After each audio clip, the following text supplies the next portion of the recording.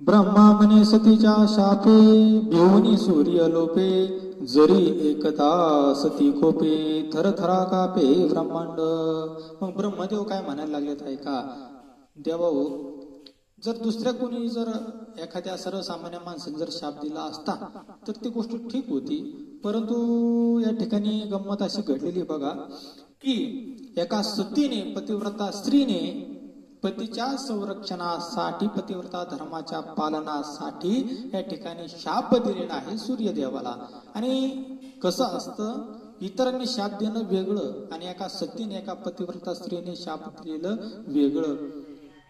एखाद्या पतिव्रता स्त्रीने जर शाप जर दिला ना महाराज, तर ब्रह्मांड सुद्धा त्याच्या पुढं थरथरा कापत असतं.